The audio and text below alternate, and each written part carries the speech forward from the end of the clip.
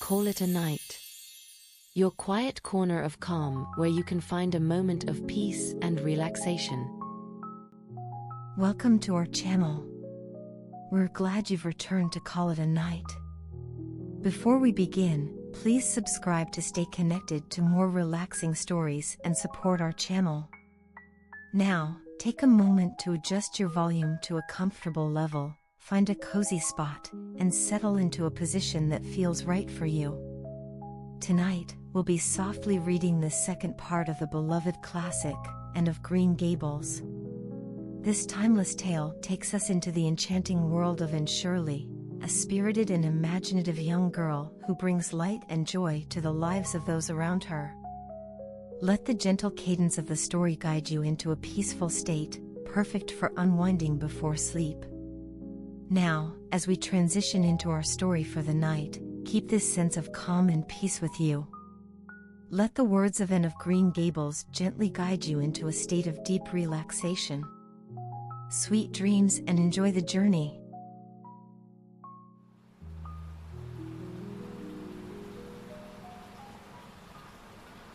Then the radiance vanished.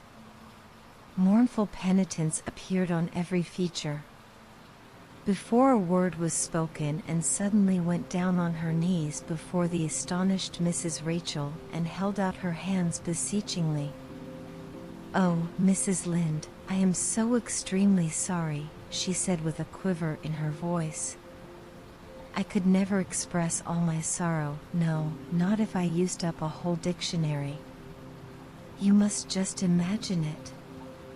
I behaved terribly to you and I've disgraced the dear friends, Matthew and Marilla, who have let me stay at Green Gables although I'm not a boy. I'm a dreadfully wicked and ungrateful girl, and I deserve to be punished and cast out by respectable people forever. It was very wicked of me to fly into a temper because you told me the truth. It was the truth, every word you said was true. My hair is red and I'm freckled and skinny and ugly. What I said to you was true, too, but I shouldn't have said it. Oh, Mrs. Lynde, please, please, forgive me. If you refuse, it will be a lifelong sorrow on a poor little orphan girl, would you, even if she had a dreadful temper? Oh, I am sure you wouldn't. Please say you forgive me, Mrs. Lynde." And clasped her hands together, bowed her head, and waited for the word of judgment. There was no mistaking her sincerity, it breathed in every tone of her voice. Both Marilla and Mrs. Lynde recognized its unmistakable ring. But the former understood in dismay that Anne was actually enjoying her valley of humiliation, was reveling in the thoroughness of her abasement. Where was the wholesome punishment upon which she, Marilla, had plumed herself, and had turned it into a species of positive pleasure? Good Mrs. Lynde, not being overburdened with perception, did not see this. She only perceived that Anne had made a very thorough apology, and all resentment vanished from her kindly, if somewhat officious, heart. There, get up, child," she said heartily. "Of course I forgive you. I guess I was a little too hard on you, anyway. But I'm such an outspoken person. You just mustn't mind me, that's what. It can't be denied your hair is terrible red, but I knew a girl once went to school with her, in fact whose hair was every mite as red as yours when she was young, but when she grew up it darkened to a real handsome auburn. I wouldn't be a mite surprised if yours did, too, not a mite. Oh, Mrs. Lynde," and drew a long breath as she rose to her feet. "You have given me a hope. I shall always feel that you are a benefactor. Oh, I could endure anything if I only thought my hair would be a handsome auburn when I grew up. It would be so much easier to be good if one's hair was a handsome auburn, don't you think?" And now may I go out into your garden and sit on that bench under the apple trees while you and Marilla are talking? There is so much more scope for imagination out there. Laws, yes, run along, child. And you can pick a bouquet of them white June lilies over in the corner if you like. As the door closed behind and Mrs. Lynde got briskly up to light a lamp. She's a real odd little thing. Take this chair, Marilla. It's easier than the one you've got. I just keep that for the hired boy to sit on. Yes, she certainly is an odd child, but there is something kind of taking about her after all. I don't feel so surprised at you and Matthew keeping her as I did, nor so sorry for you either.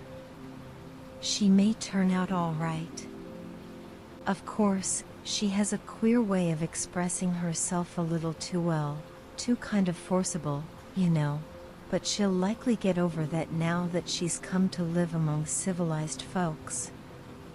And then, her temper's pretty quick, I guess, but there's one comfort. A child that has a quick temper, just blaze up and cool down, ain't never likely to be sly or deceitful.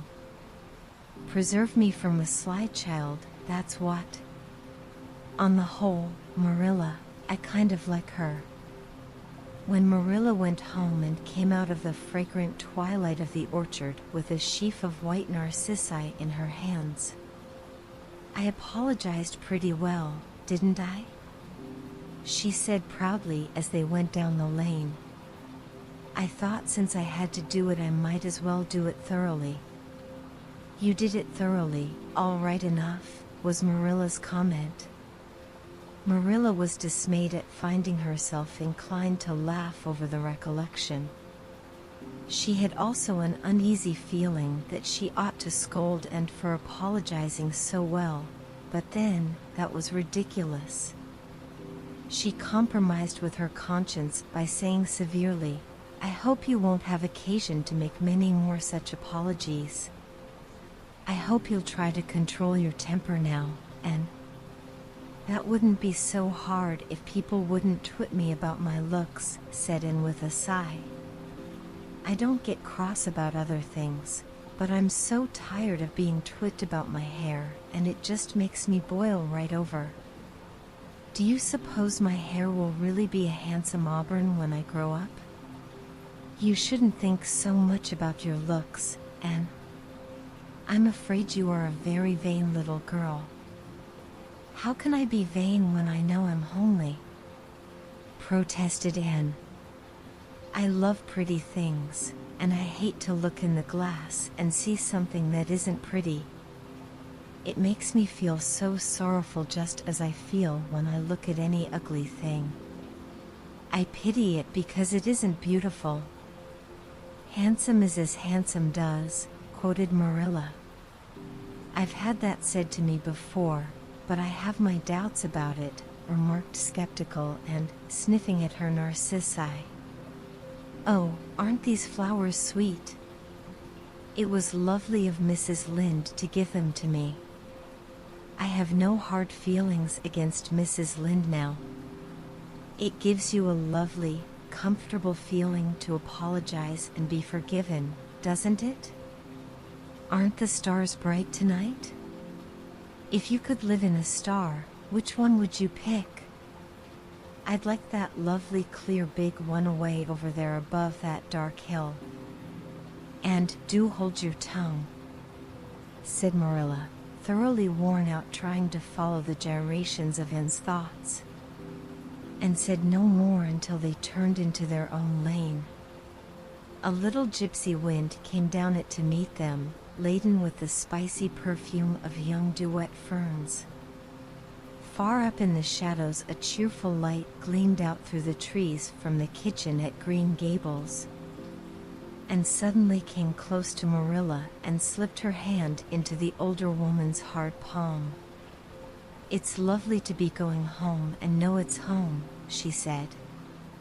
I love Green Gables already, and I never loved any place before. No place ever seemed like home. Oh, Marilla, I'm so happy. I could pray right now and not find it a bit hard. Something warm and pleasant welled up in Marilla's heart at touch of that thin little hand in her own. A throb of the maternity she had missed, perhaps.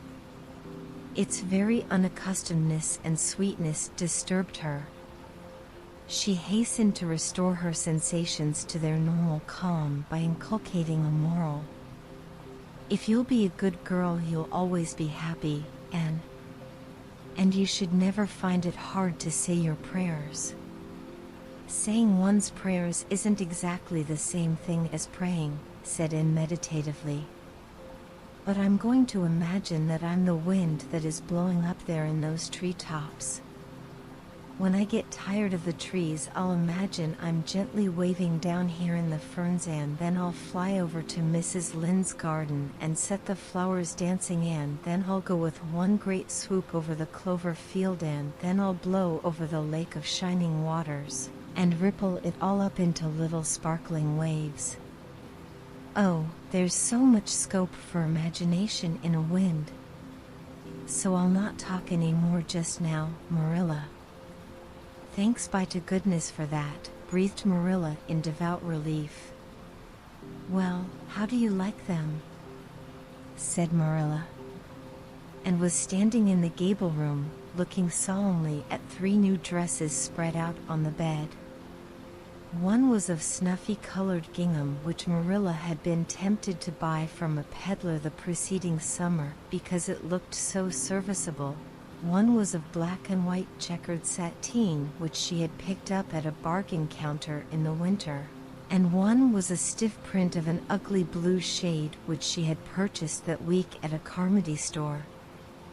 She had made them up herself, and they were all made alike. Plain skirts fold tightly to plain waists, with sleeves as plain as waist and skirt and tight as sleeves could be. I'll imagine that I like them, said Anne soberly. I don't want you to imagine it, said Marilla, offended. Oh, I can see you don't like the dresses. What is the matter with them? Aren't they neat and clean and new? Yes.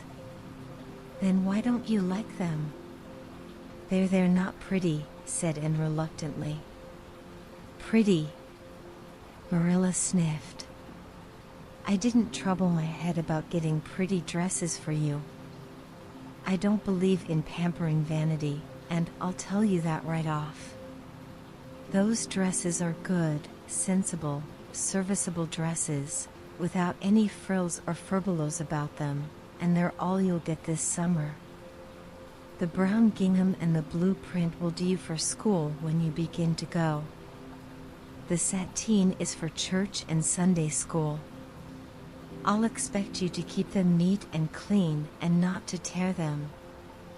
I should think you'd be grateful to get most anything after those skimpy wincey things you've been wearing. Oh, I am grateful, protested Anne.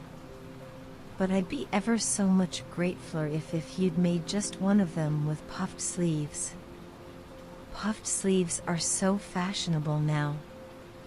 It would give me such a thrill, Marilla, just to wear a dress with puffed sleeves. Well, you'll have to do without your thrill. I hadn't any material to waste on puffed sleeves. I think they are ridiculous-looking things anyhow. I prefer the plain, sensible ones. But I'd rather look ridiculous when everybody else does than plain and sensible all by myself, persisted Anne mournfully. Trust you for that. Well, hang those dresses carefully up in your closet, and then sit down and learn the Sunday school lesson. I got a quarterly from Mr. Bell for you, and you'll go to Sunday school tomorrow, said Marilla, disappearing downstairs in high dudgeon. And clasped her hands and looked at the dresses. I did hope there would be a white one with puffed sleeves, she whispered disconsolately. I prayed for one, but I didn't much expect it on that account.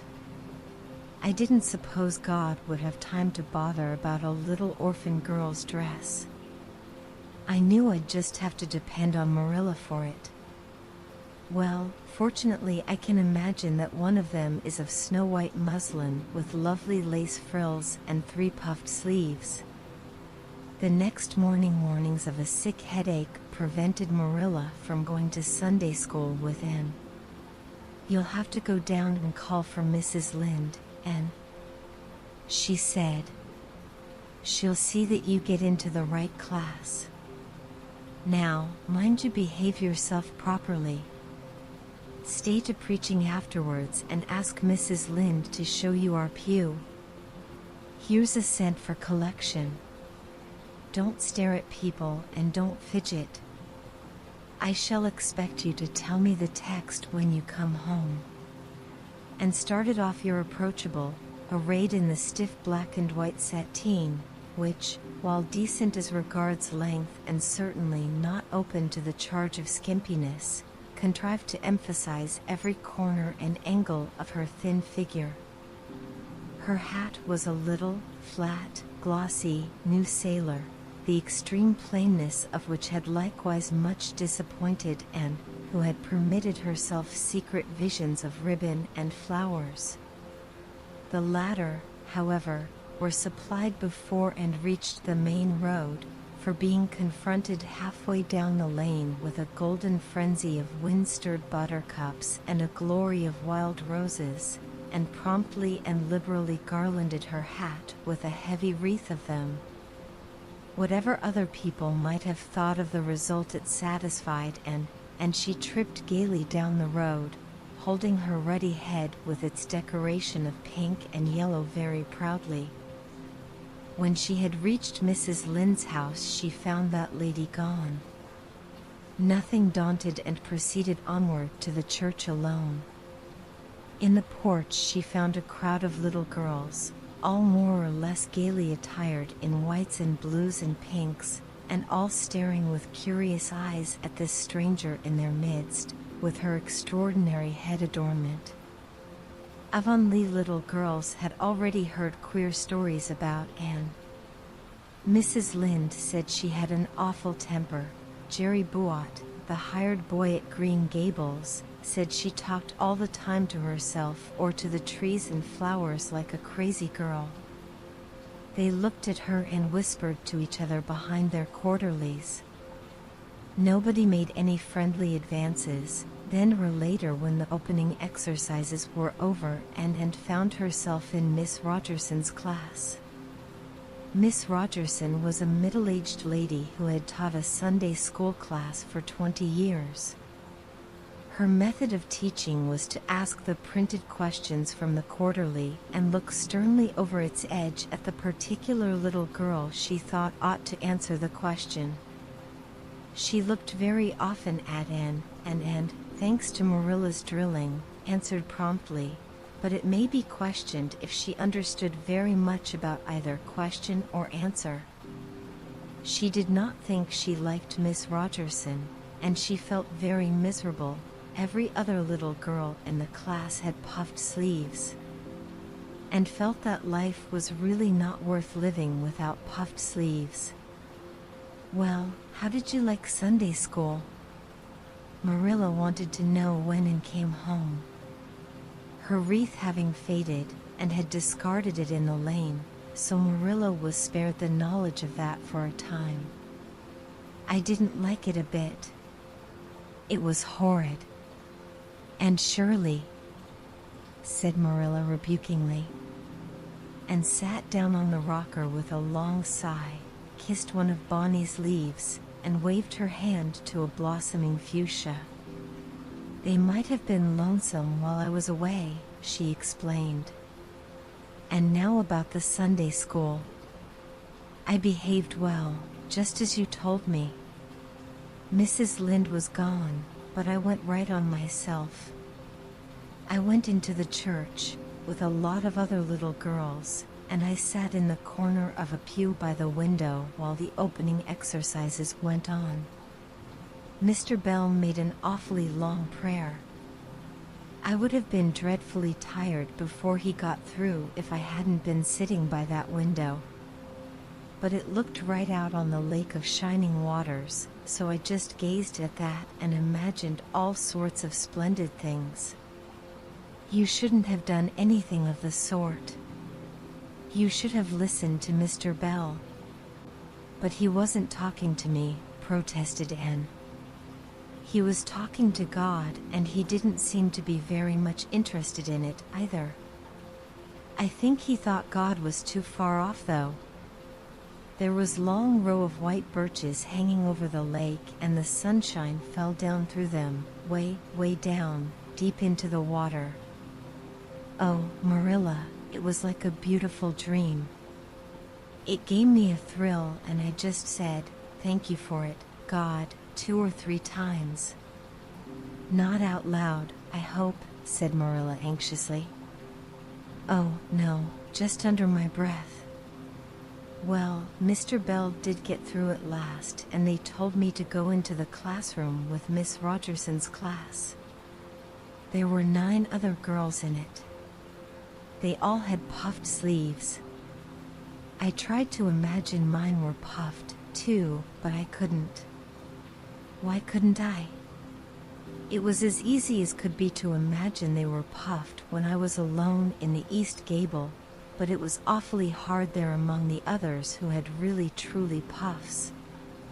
You shouldn't have been thinking about your sleeves in Sunday school. You should have been attending to the lesson.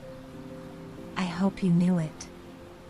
Oh, yes, and I answered a lot of questions. Miss Rogerson asked ever so many. I don't think it was fair for her to do all the asking. There were lots I wanted to ask her, but I didn't like to because I didn't think she was a kindred spirit. Then all the other little girls recited a paraphrase. She asked me if I knew any. I told her I didn't, but I could recite "The dog at his master's grave" if she liked. That's in the 3rd Royal Reader. It isn't a really truly religious piece of poetry, but it's so sad and melancholy that it might as well be. She said it wouldn't do, and she told me to learn the 19th paraphrase for next Sunday. I read it over in church afterwards, and it's splendid. There are 2 lines in particular that just thrill me. Quick as the slaughtered squadrons fell in Midian's evil day. I don't know what squadrons means nor Midian either, but it sounds so tragical. I can hardly wait until next Sunday to recite it. I'll practice it all the week. After Sunday school, I asked Miss Rogerson because Mrs. Lynde was too far away to show me her pew. I sat just as still as I could, and the text was Revelations, 3rd chapter, 2nd and 3rd verses. It was a very long text. If I was a minister, I'd pick the short, snappy ones. The sermon was awfully long, too. I suppose the minister had to match it to the text. I didn't think he was a bit interesting. The trouble with him seems to be that he hasn't enough imagination. I didn't listen to him very much. I just let my thoughts run, and I thought of the most surprising things. Marilla felt helplessly that all this should be sternly reproved, but she was hampered by the undeniable fact that some of the things Anne had said, especially about the minister's sermons and Mr. Bell's prayers, were what she herself had really thought deep down in her heart for years, but had never given expression to. It almost seemed to her that those secret, unuttered, critical thoughts had suddenly taken visible and accusing shape and form in the person of this outspoken morsel of neglected humanity. It was not until the next Friday that Marilla heard the story of the flower-wreathed hat. She came home from Mrs. Lynde's and called Anne to account. "And Mrs. Rachel says you went to church last Sunday with your hat rigged out ridiculous with roses and buttercups. What on earth put you up to such a caper?" A pretty-looking object you must have been. Oh, I know pink and yellow aren't becoming to me, began Anne. Becoming fiddlesticks. It was putting flowers on your hat at all, no matter what color they were, that was ridiculous. You are the most aggravating child. I don't see why it's any more ridiculous to wear flowers on your hat than on your dress, protested Anne. Lots of little girls there had bouquets pinned on their dresses. What's the difference? Marilla was not to be drawn from the safe concrete into dubious paths of the abstract. Don't answer me back like that, Anne. It was very silly of you to do such a thing. Never let me catch you at such a trick again. Mrs. Rachel says she thought she would sink through the floor when she come in all rigged out like that. She couldn't get near enough to tell you to take them off till it was too late.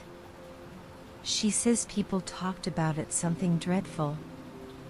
Of course they would think I had no better sense than to let you go decked out like that. Oh, I'm so sorry, said Anne, tears welling into her eyes. I never thought you'd mind. The roses and buttercups were so sweet and pretty I thought they'd look lovely on my hat. Lots of the little girls had artificial flowers on their hats. I'm afraid I'm going to be a dreadful trial to you. Maybe you'd better send me back to the asylum. That would be terrible. I don't think I could endure it. Most likely I would go into consumption. I'm so thin as it is, you see. But that would be better than being a trial to you. Nonsense, said Marilla, vexed at herself for having made the child cry. I don't want to send you back to the asylum, I'm sure. All I want is that you should behave like other little girls and not make yourself ridiculous. Don't cry anymore. I've got some news for you. Diana Barry came home this afternoon. I'm going up to see if I can borrow a skirt pattern from Mrs. Barry, and if you like you can come with me and get acquainted with Diana. And rose to her feet, with clasped hands, the tears still glistening on her cheeks. The dish towel she had been hemming slipped unheeded to the floor. Oh, Marilla, I'm frightened now that it has come. I'm actually frightened. What if she shouldn't like me? It would be the most tragical disappointment of my life. Now, don't get into a fluster. And I do wish you wouldn't use such long words. It sounds so funny in a little girl. I guess Diana'll like you well enough.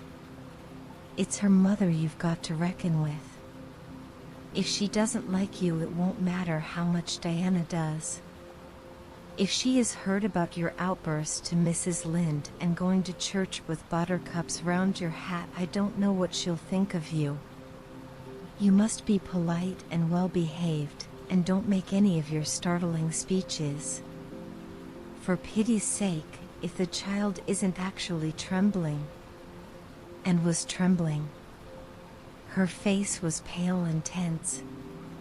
Oh, Marilla, you'd be excited, too, if you were going to meet a little girl you hoped to be your bosom friend and whose mother mightn't like you, she said as she hastened to get her hat. They went over to Orchard Slope by the short cut across the brook and up the Free Hill Grove. Mrs. Barry came to the kitchen door in answer to Marilla's knock. She was a tall, black-eyed, black-haired woman with a very resolute mouth. She had the reputation of being very strict with her children. "How do you do, Marilla?" she said cordially. "Come in. And this is the little girl you have adopted, I suppose?" "Yes, this is Anne Shirley," said Marilla. "Spelled with an E," gasped Anne, who, tremulous and excited as she was determined there should be no misunderstanding on that important point. Mrs. Barry, not hearing or not comprehending, merely shook hands and said kindly, "How are you?" "I am well in body, although considerable rumpled up in spirit, thank you, ma'am," said Anne gravely. Then aside to Marilla in an audible whisper, "There wasn't anything startling in that, was there, Marilla?" Diana was sitting on the sofa, reading a book which she dropped when the callers entered.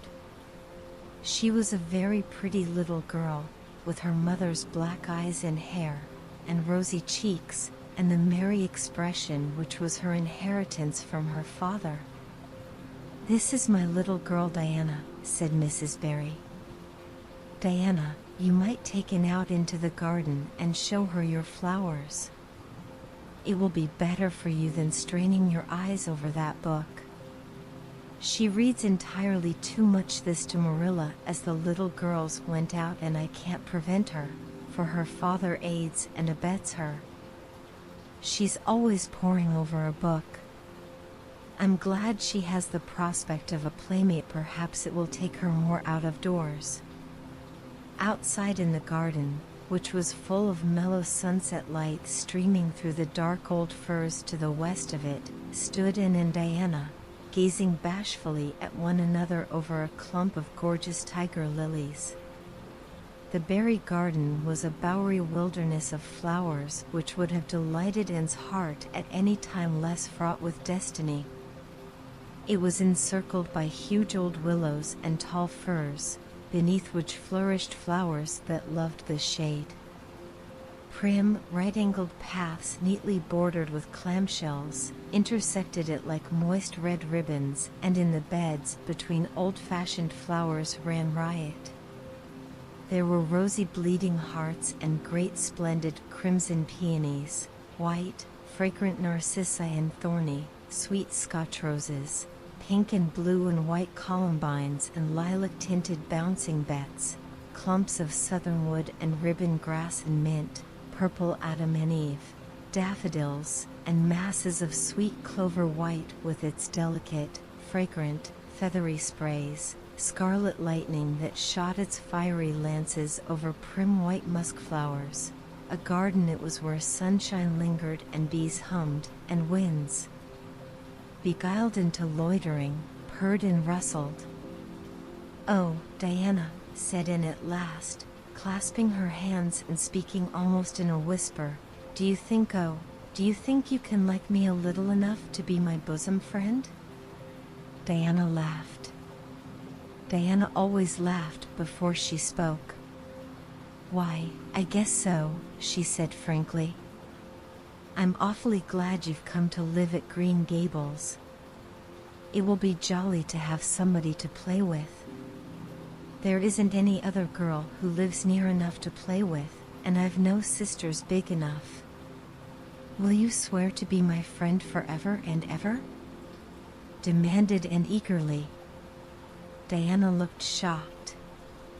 "Why, it's dreadfully wicked to swear," she said rebukingly. "Oh no, not my kind of swearing. There are two kinds, you know." "I never heard of but one kind," said Diana doubtfully. "There really is another." "Oh, it isn't wicked at all. It just means vowing and promising solemnly." "Well, I don't mind doing that," agreed Diana, relieved. "How do you do it?" "We must join hands so," said Anne gravely. "It ought to be over running water. We'll just imagine this path is running water. I'll repeat the oath first. I solemnly swear to be faithful to my bosom friend, Diana Barry, as long as the sun and moon shall endure. Now you say it and put my name in." Diana repeated the oath with a laugh fore and aft. Then she said, "You're a queer girl, Anne. I heard before that you were queer. But I believe I'm going to like you real well." When Marilla and Anne went home, Diana went with them as far as the log bridge. The two little girls walked with their arms about each other. At the brook, they parted with many promises to spend the next afternoon together. "Well, did you find Diana a kindred spirit?" asked Marilla as they went up through the garden of Green Gables. "Oh yes," sighed Anne, blissfully unconscious of any sarcasm on Marilla's part. "Oh Marilla, I'm the happiest girl on Prince Edward Island this very moment. I assure you I'll say my prayers with a right goodwill tonight. Diana and I are going to build a playhouse in Mr. William Bell's birch grove tomorrow. Can I have those broken pieces of china that are out in the woodshed? Diana's birthday is in February and mine is in March. Don't you think that is a very strange coincidence? Diana is going to lend me a book to read. She says it's perfectly splendid and tremendously exciting. She's going to show me a place back in the woods where rice lilies grow. Don't you think Diana has got very soulful eyes? I wish I had soulful eyes. Diana is going to teach me to sing a song called Nellie in the Hazel Dell. She's going to give me a picture to put up in my room. It's a perfectly beautiful picture. She says a lovely lady in a pale blue silk dress. A sewing machine agent gave it to her. I wish I had something to give Diana. I'm an inch taller than Diana, but she is ever so much fatter.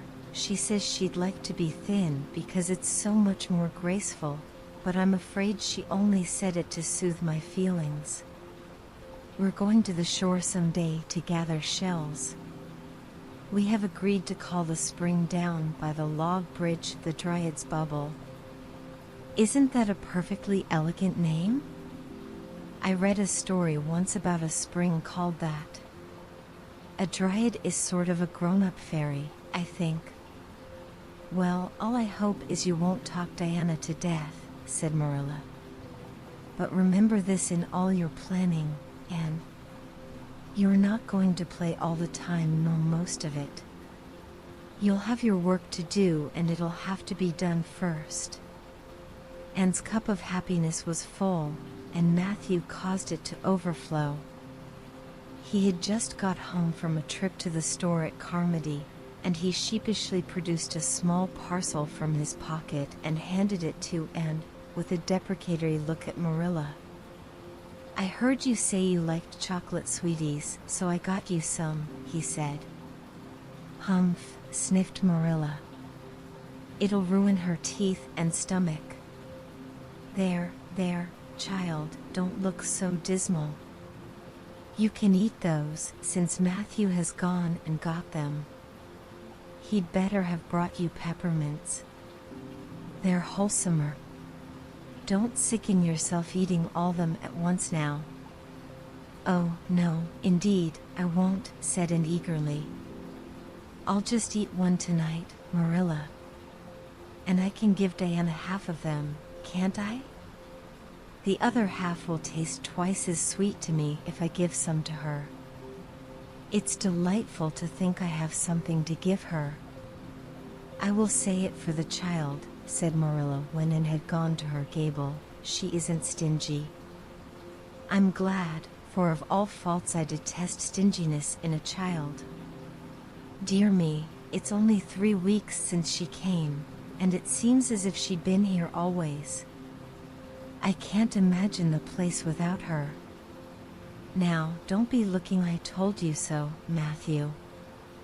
That's bad enough in a woman, but it isn't to be endured in a man. I'm perfectly willing to own up that I'm glad I consented to keep the child and that I'm getting fond of her, but don't you rub it in, Matthew Cuthbert.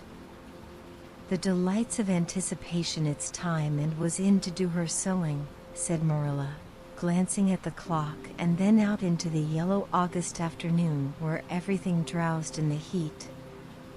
She stayed playing with Diana more than half an hour more and I gave her leave to, and now she's perched out there on the woodpile talking to Matthew, 19 to the dozen, when she knows perfectly well she ought to be at her work.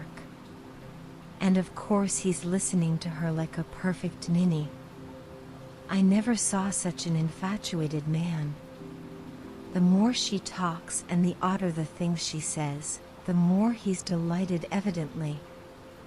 And Shirley, you come right in here this minute, do you hear me?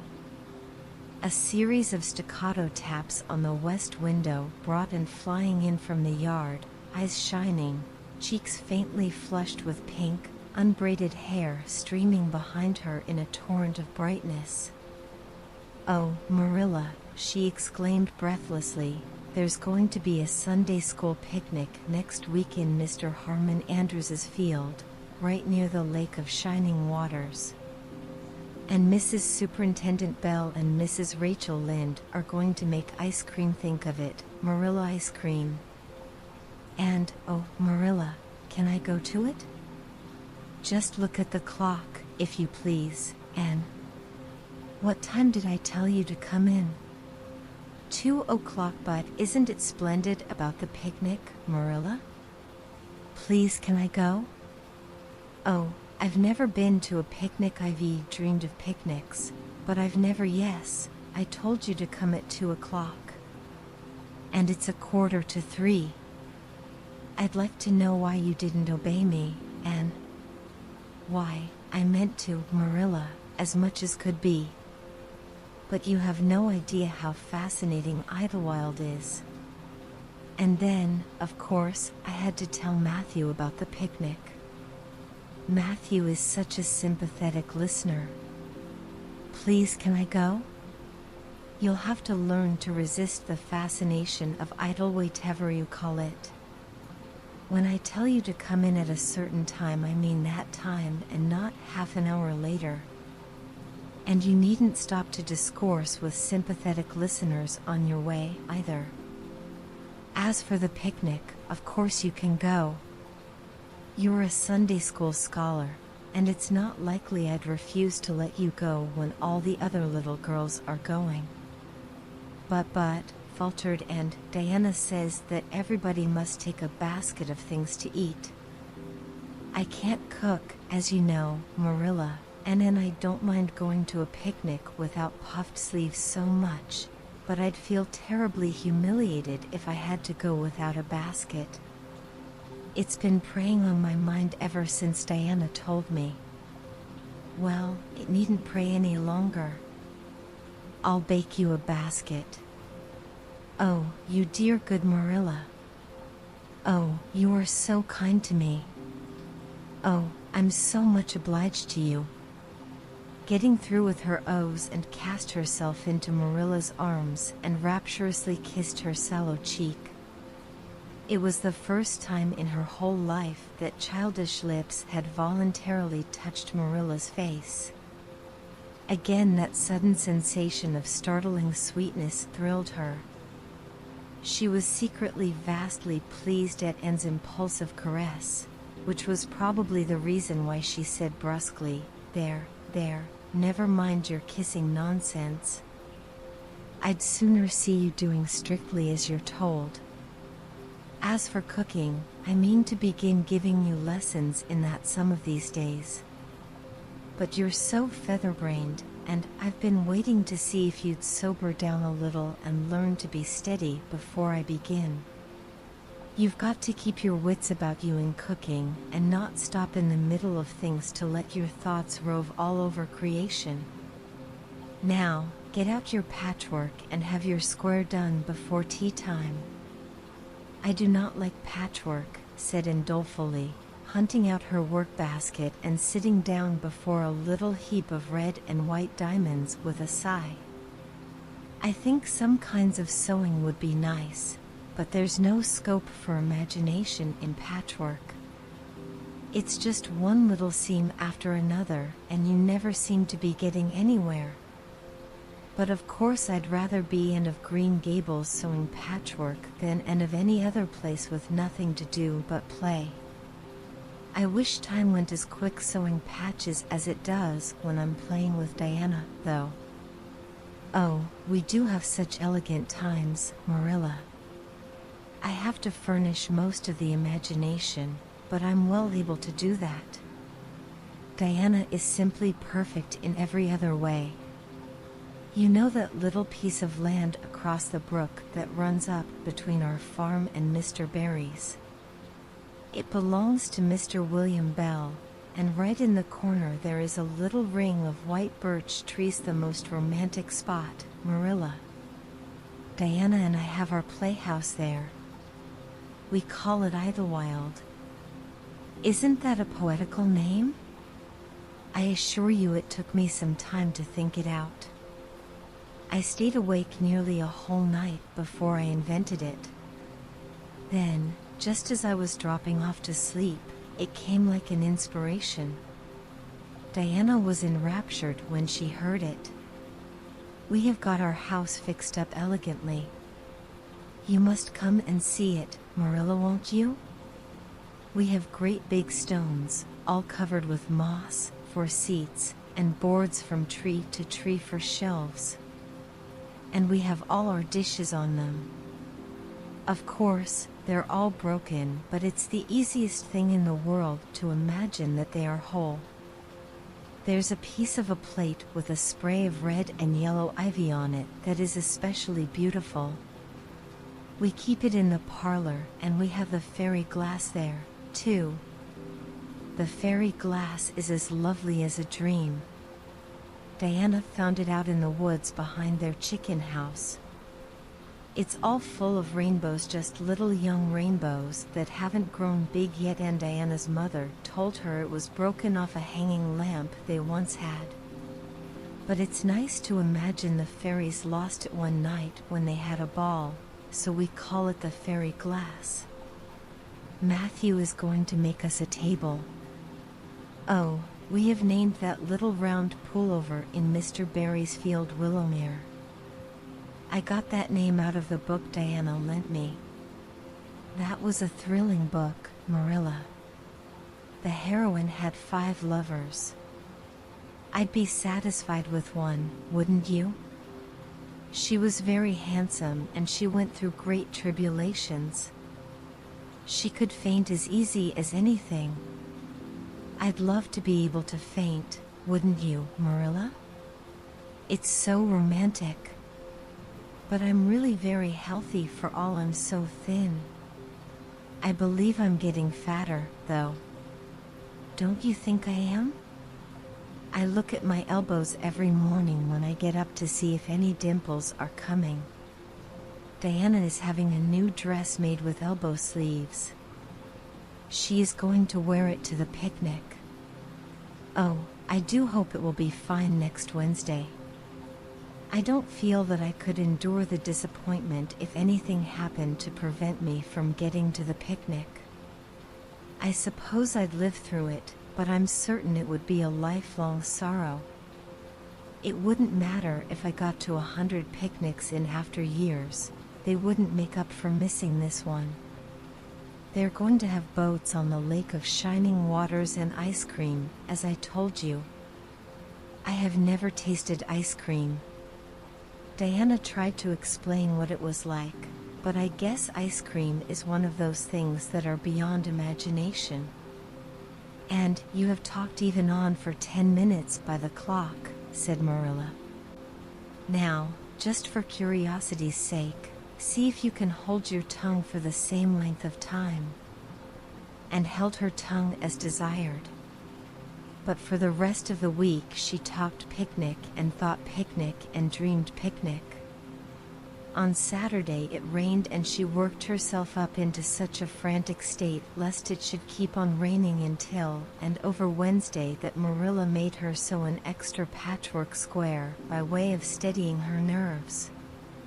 On Sunday, and confided to Marilla on the way home from church that she grew actually cold all over with excitement when the minister announced the picnic from the pulpit. Such a thrill as went up and down my back, Marilla. I don't think I'd ever really believed until then that there was honestly going to be a picnic. I couldn't help fearing I'd only imagined it. But when a minister says a thing in the pulpit, you just have to believe it. You set your heart too much on things, and, said Marilla, with a sigh, I'm afraid there'll be a great many disappointments in store for you through life. Oh, Marilla, looking forward to things is half the pleasure of them, exclaimed Anne. You mayn't get the things themselves, but nothing can prevent you from having the fun of looking forward to them. Mrs. Lynde says, "Blessed are they who expect nothing, for they shall not be disappointed." But I think it would be worse to expect nothing than to be disappointed. Marilla wore her amethyst brooch to church that day as usual. Marilla always wore her amethyst brooch to church.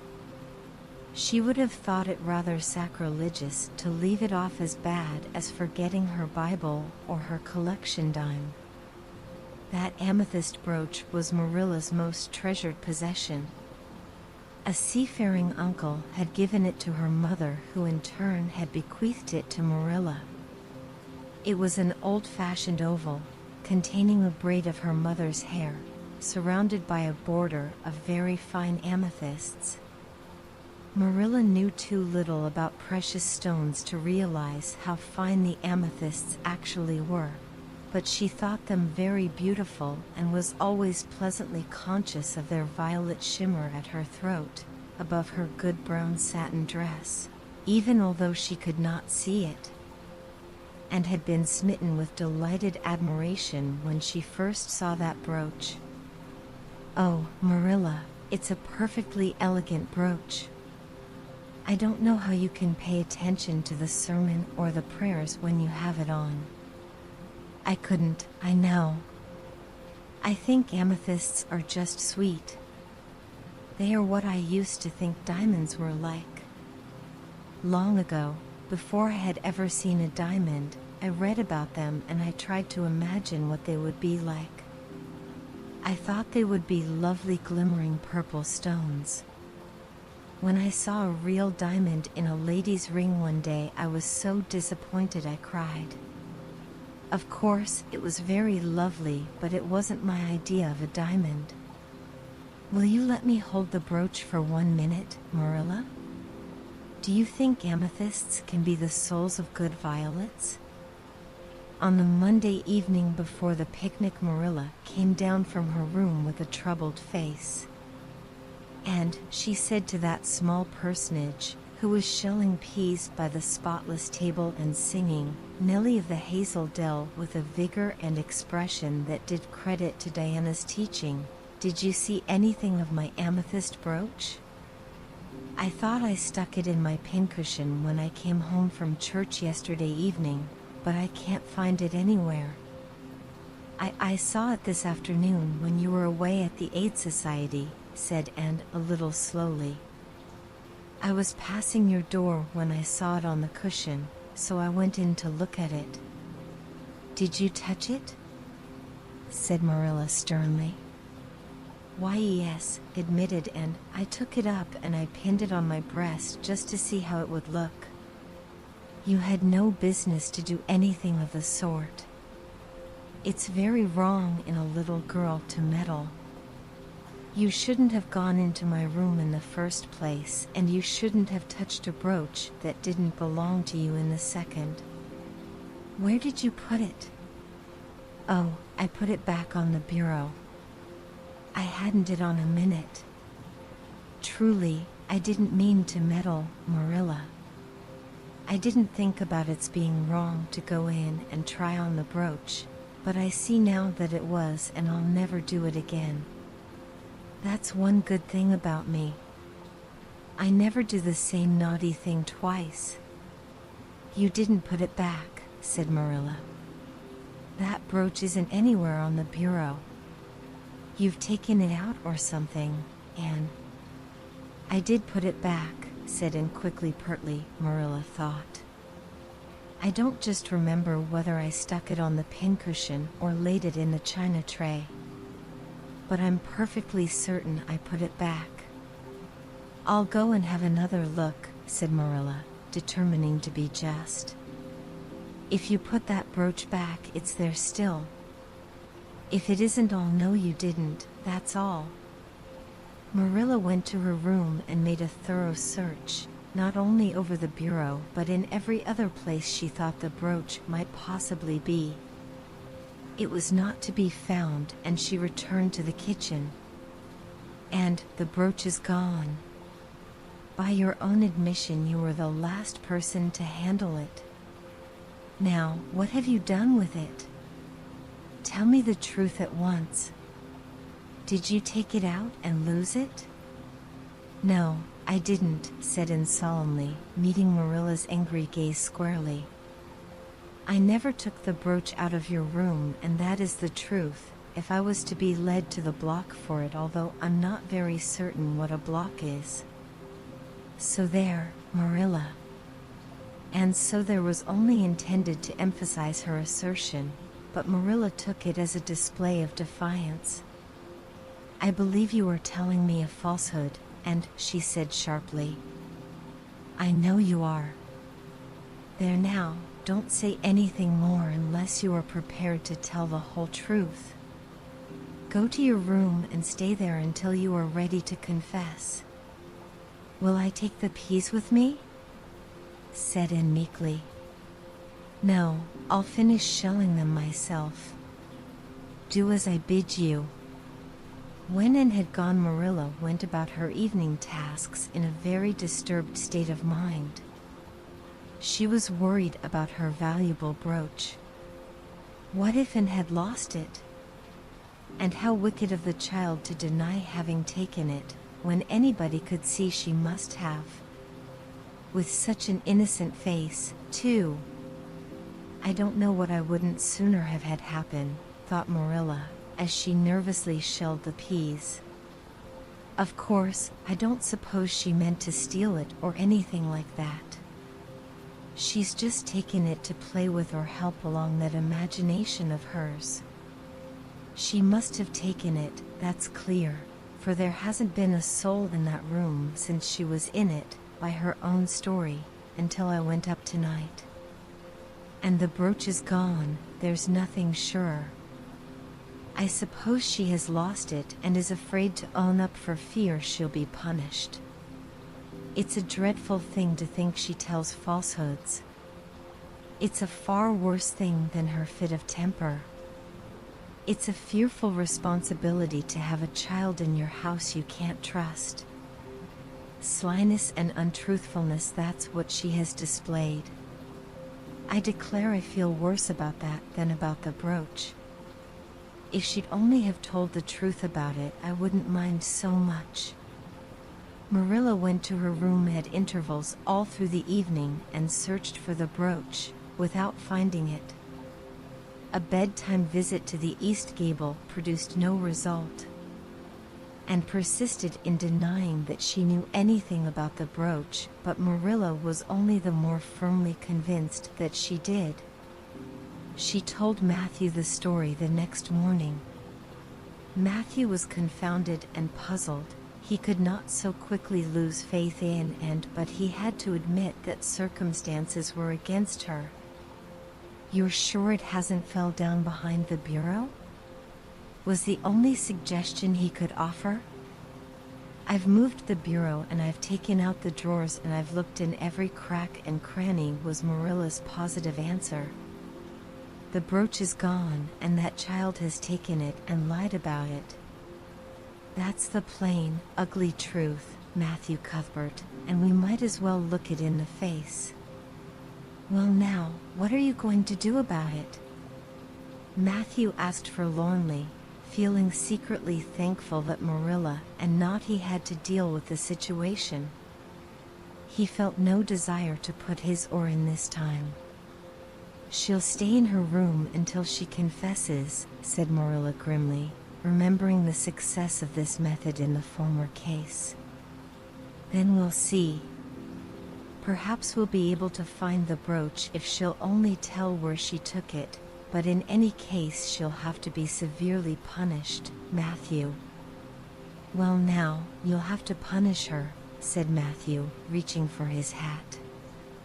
I've nothing to do with it, remember. You warned me off yourself. Marilla felt deserted by everyone. She could not even go to Mrs. Lynde for advice, She went up to the east gable with a very serious face and left it with a face more serious still, and steadfastly refused to confess. She persisted in asserting that she had not taken the brooch. The child had evidently been crying, and Marilla felt a pang of pity which she sternly repressed.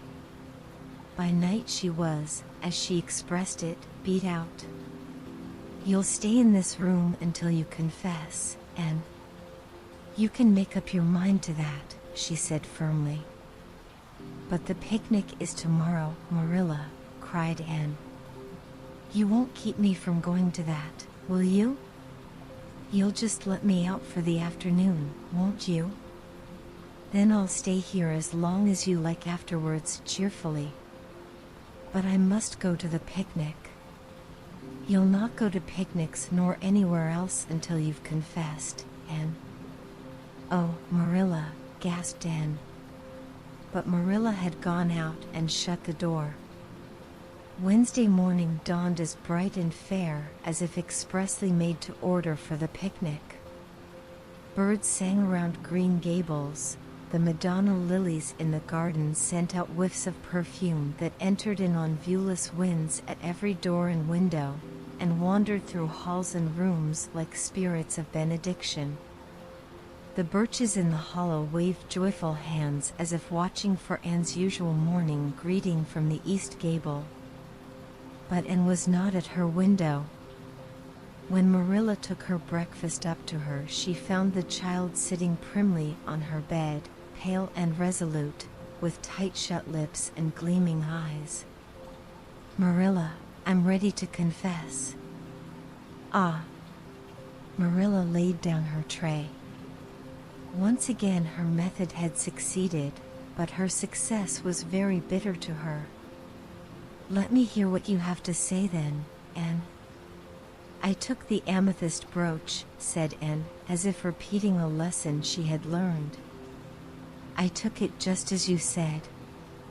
I didn't mean to take it when I went in. But it did look so beautiful, Marilla, when I pinned it on my breast, that I was overcome by an irresistible temptation. I imagined how perfectly thrilling it would be to take it to Idlewild and play I was the Lady Cordelia Fitzgerald. It would be so much easier to imagine I was the Lady Cordelia if I had a real amethyst brooch on. Diana and I make necklaces of roseberries, but what are roseberries compared to amethysts?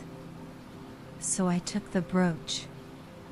I thought I could put it back before you came home. I went all the way around by the road to lengthen out the time. When I was going over the bridge across the lake of shining waters, I took the brooch off to have another look at it. Oh, how it did shine in the sunlight!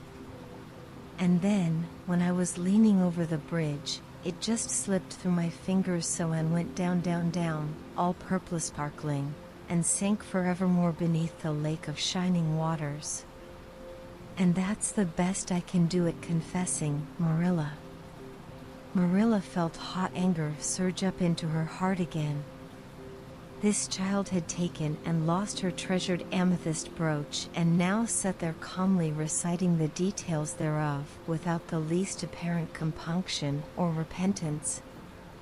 "And this is terrible," she said, trying to speak calmly. "You are the very wickedest girl I ever heard of." "Yes, I suppose I am," agreed Anne tranquilly. "And I know I'll have to be punished. It'll be your duty to punish me, Marilla. Won't you please get it over right off, because I'd like to go to the picnic with nothing on my mind." "Picnic, indeed. You'll go to no picnic today, Anne Shirley. That shall be your punishment. And it isn't half severe enough either for what you've done. Not go to the picnic." Anne sprang to her feet and clutched Marilla's hand. "But you promised me I might." "Oh, Marilla, I must go to the picnic. That was why I confessed. Punish me any way you like, but that." "Oh, Marilla, please, please, let me go to the picnic. Think of the ice cream. For anything you know, I may never have a chance to taste ice cream again." Marilla disengaged Anne's clinging hands stonily. "You needn't plead, Anne. You are not going to the picnic, and that's final." "No, not a word." And realized that Marilla was not to be moved. She clasped her hands together, gave a piercing shriek, and then flung herself face downward on the bed, crying and writhing in an utter abandonment of disappointment and despair. "For the land's sake," gasped Marilla, hastening from the room. "I believe the child is crazy. No child in her senses would behave as she does. If she isn't, she's utterly bad. Oh dear, I'm afraid Rachel was right from the first. But I've put my hand to the plow and I won't look back." That was a dismal morning. Marilla worked fiercely and scrubbed the porch floor and the dairy shelves when she could find nothing else to do. Neither the shelves nor the porch needed it, but Marilla did. Then she went out and raked the yard. When dinner was ready, she went to the stairs and called Anne. A tear-stained face appeared, looking tragically over the banisters. "Come down to your dinner, Anne." "I don't want any dinner, Marilla," said Anne sobbingly. "I couldn't eat anything. My heart is broken. You'll feel remorse of conscience someday, I expect, for breaking it, Marilla, but I forgive you. Remember when the time comes that I forgive you. But please don't ask me to eat anything, especially boiled pork and greens. Boiled pork and greens are so unromantic when one is in affliction." Exasperated, Marilla returned to the kitchen and poured out her tale of woe to Matthew, who, between his sense of justice and his unlawful sympathy with Anne, was a miserable man. "Well now, she shouldn't have taken the brooch, Marilla, or told stories about it," he admitted, mournfully surveying his plate full of unromantic pork and greens as if he, like Anne, thought it a food unsuited to crises of feeling. "But she's such a little thing, such an interesting little thing. Don't you think it's pretty rough not to let her go to the picnic when she's so set on it? Matthew Cuthbert, I'm amazed at you. I think I've let her off entirely too easy. And she doesn't appear to realize how wicked she's been at all. That's what worries me most. If she'd really felt sorry, it wouldn't be so bad. And you don't seem to realize it, either. You're making excuses for her all the time to yourself. I can see that." "Well now, she's such a little thing," feebly reiterated Matthew. "And there should be allowances made, Marilla. You know she's never had any bringing up." "Well, she's having it now," retorted Marilla. The retort silenced Matthew if it did not convince him. That dinner was a very dismal meal. The only cheerful thing about it was Jerry Buot, the hired boy, and Marilla resented his cheerfulness as a personal insult. When her dishes were washed and her bread sponge set and her hens fed, Marilla remembered that she had noticed a small rent in her best black lace shawl when she had taken it off on Monday afternoon on returning from the Ladies' Aid. She would go and mend it. The shawl was in a box in her trunk. As Marilla lifted it out, the sunlight, falling through the vines that clustered thickly about the window, struck upon something caught in the shawl, something that glittered and sparkled in facets of violet light. Marilla snatched at it with a gasp. It was the amethyst brooch, hanging to a thread of the lace by its catch. "Dear life and heart," said Marilla blankly, "what does this mean?" Here's my brooch safe and sound that I thought was at the bottom of Barry's pond. Whatever did that girl mean by saying she took it and lost it? I declare I believe Green Gables is bewitched. I remember now that when I took off my shawl Monday afternoon, I laid it on the bureau for a minute. I suppose the brooch got caught in it somehow. Well, Marilla betook herself to the east gable, brooch in hand, and had cried herself out and was sitting dejectedly by the window. "And Shirley," said Marilla solemnly, "I've just found my brooch hanging to my black lace shawl. Now I want to know what that rigmarole you told me this morning meant." "Why, you said you'd keep me here until I confessed," returned Anne wearily, "and so I decided to confess because I was bound to get to the picnic. I thought out a confession last night after I went to bed and made it as interesting as I could. And I said it over and over so that I wouldn't forget it. But you wouldn't let me go to the picnic after all, so all my trouble was wasted." Marilla had to laugh in spite of herself. But her conscience pricked her. "And you do beat all. But I was wrong, I see that now. I shouldn't have doubted your word when I'd never known you to tell a story. Of course, it wasn't right for you to confess to a thing you hadn't done. It was very wrong to do so. But I drove you to it. So if you'll forgive me, and I'll forgive you, and we'll start square again. And now get yourself ready for the picnic." And flew up like a rocket. "Oh, Marilla, isn't it too late?" "No, it's only 2 o'clock. They won't be more than well gathered yet, and it'll be an hour before they have tea.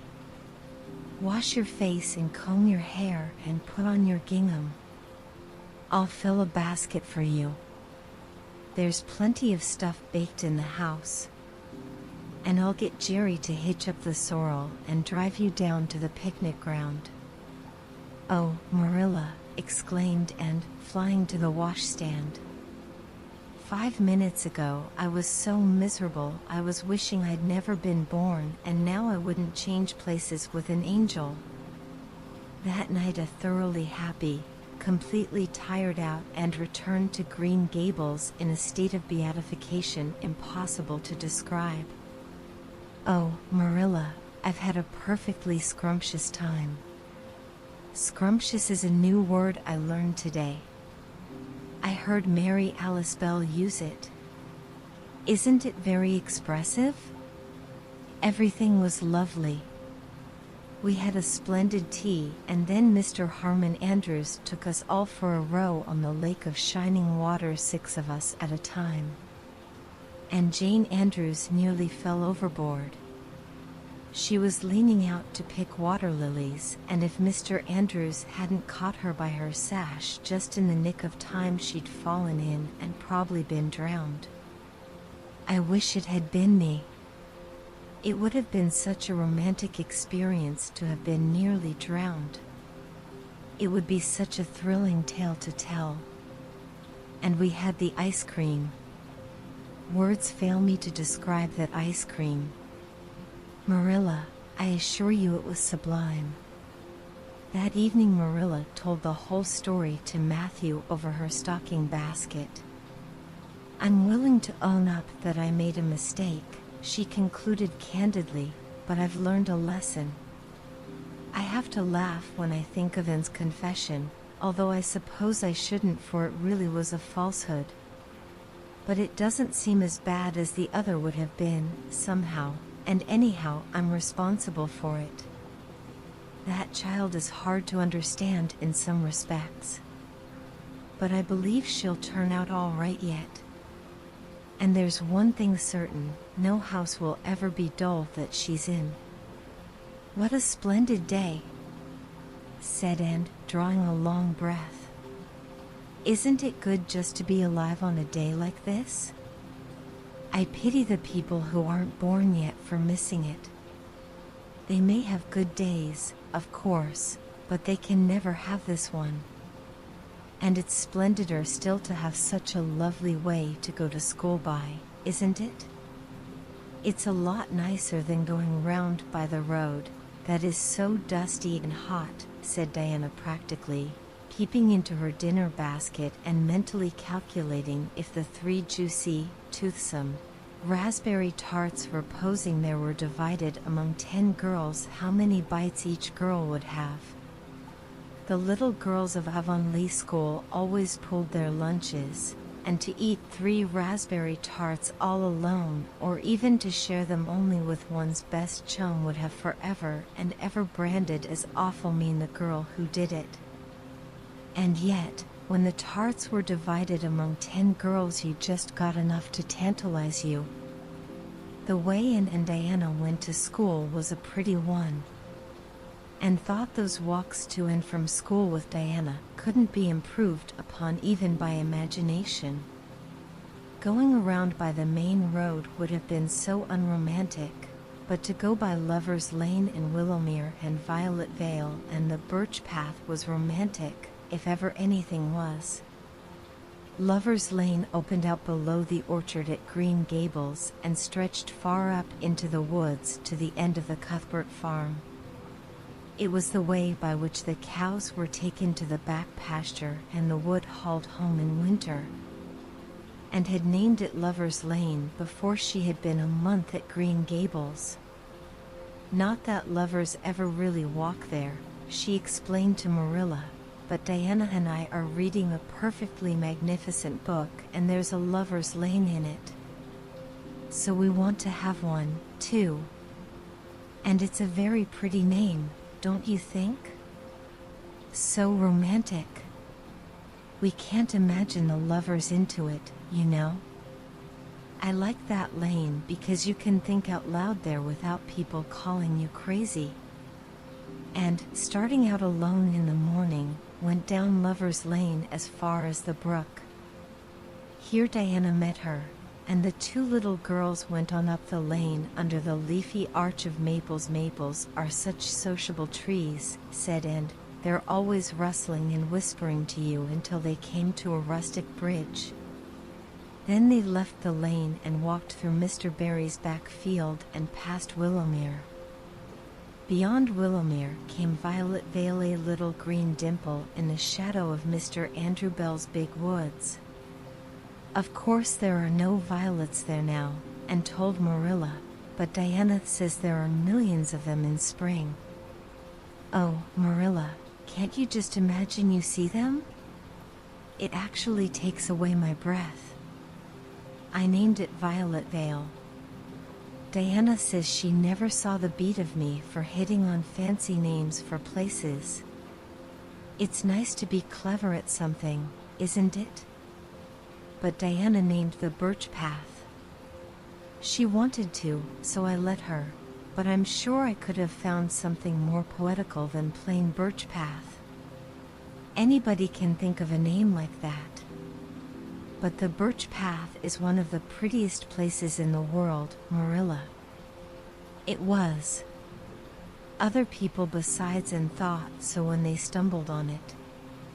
It was a little narrow, twisting path, winding down over a long hill straight through Mr. Bell's woods, where the light came down sifted through so many emerald screens that it was as flawless as the heart of a diamond. It was fringed in all its length with slim young birches, white-stemmed and lissom-boughed, ferns and starflowers and wild lilies of the valley, and scarlet tufts of pigeonberries grew thickly along it, and always there was a delightful spiciness in the air and music of bird calls and the murmur and laugh of wood winds in the trees overhead. Now and then you might see a rabbit skipping across the road if you were quiet, which, with Anne and Diana, happened about once in a blue moon. Down in the valley the path came out to the main road, and then it was just up the spruce hill to the school. The Avonlea School was a whitewashed building, low in the eaves and wide in the windows, furnished inside with comfortable, substantial, old-fashioned desks that opened and shut, and were carved all over their lids with the initials and hieroglyphics of 3 generations of school children. The schoolhouse was set back from the road, and behind it was a dusky fir wood and a brook where all the children put their bottles of milk in the morning to keep cool and sweet until dinner hour. Marilla had seen Anne start off to school on the first day of September with many secret misgivings. And was such an odd girl. How would she get on with the other children? And how on earth would she ever manage to hold her tongue during school hours? Things went better than Marilla feared, however, and came home that evening in high spirits. "I think I'm going to like school here," she announced. "I don't think much of the master, through. He's all the time curling his mustache and making eyes at Prissy Andrews. Prissy is grown up, you know. She's 16 and she's studying for the entrance examination into Queen's Academy at Charlottetown next year. Tilly Boulter says the master is dead gone on her. She's got a beautiful complexion and curly brown hair, and she does it up so elegantly. She sits in the long seat at the back, and he sits there, too, most of the time to explain her lessons, he says. But Ruby Gillis says she saw him writing something on her slate, and when Prissy read it she blushed as red as a beet and giggled, and Ruby Gillis says she doesn't believe it had anything to do with the lesson. Anne Shirley, don't let me hear you talking about your teacher in that way again," said Marilla sharply. "You don't go to school to criticize the master. I guess he can teach you something, and it's your business to learn. And I want you to understand right off that you are not to come home telling tales about him. That is something I won't encourage. I hope you were a good girl." "Indeed I was," said Anne comfortably. "It wasn't so hard as you might imagine either. I sit with Diana. Our seat is right by the window, and we can look down to the lake of shining waters. There are a lot of nice girls in school, and we had scrumptious fun playing at dinner time. It's so nice to have a lot of little girls to play with. But of course I like Diana best and always will. I adore Diana.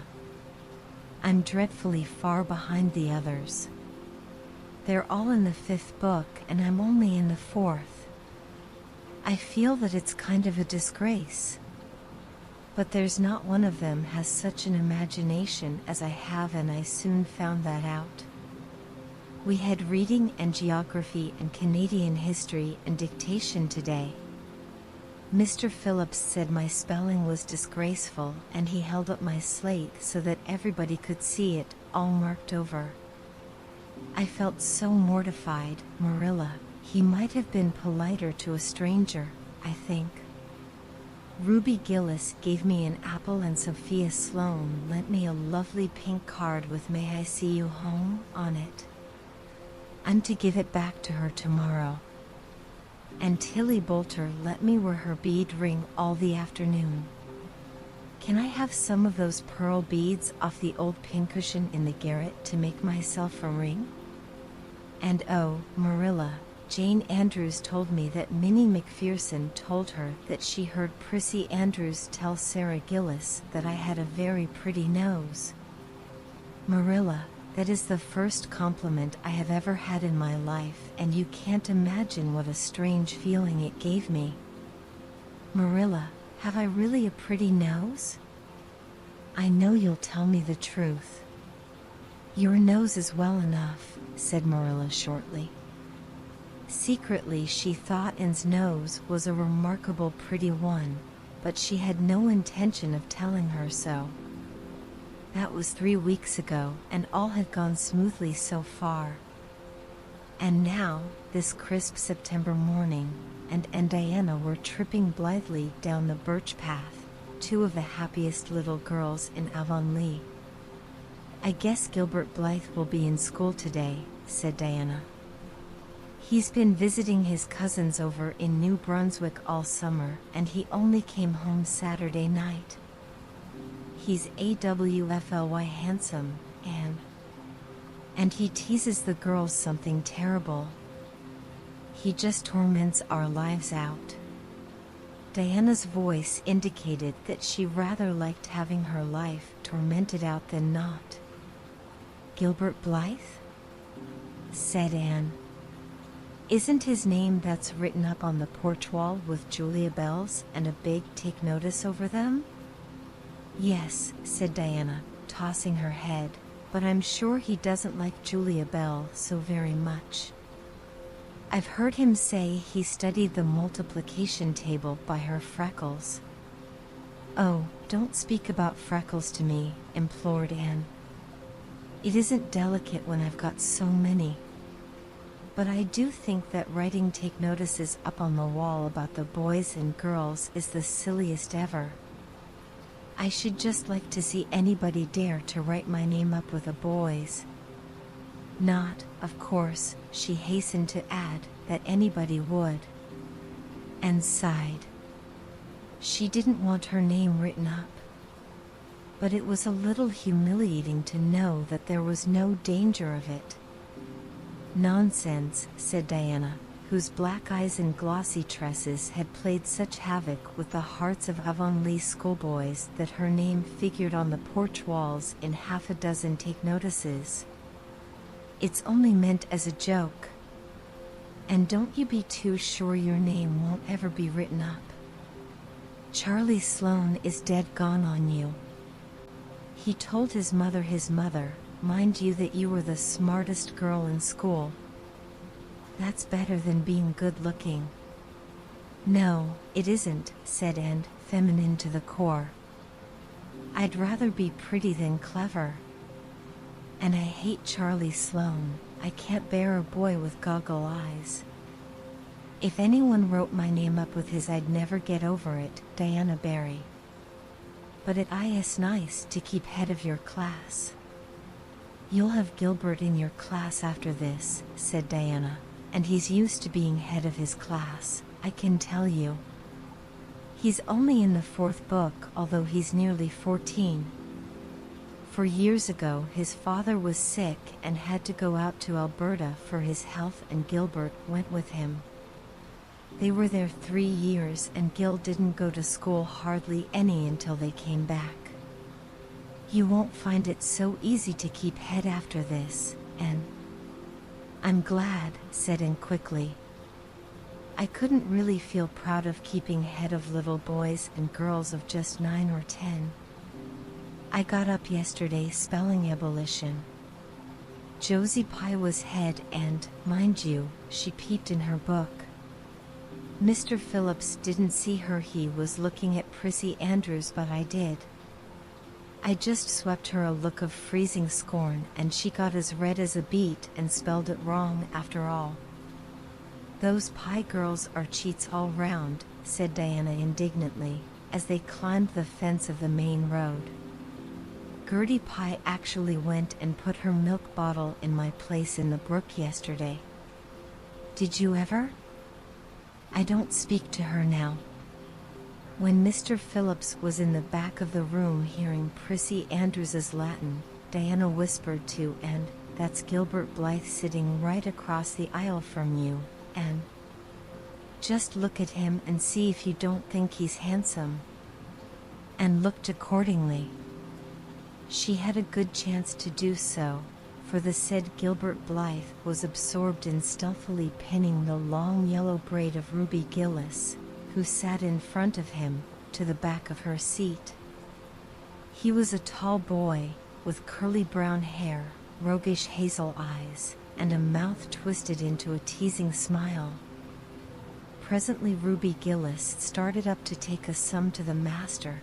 She fell back into her seat with a little shriek, believing that her hair was pulled out by the roots. Everybody looked at her, and Mr. Phillips glared so sternly that Ruby began to cry.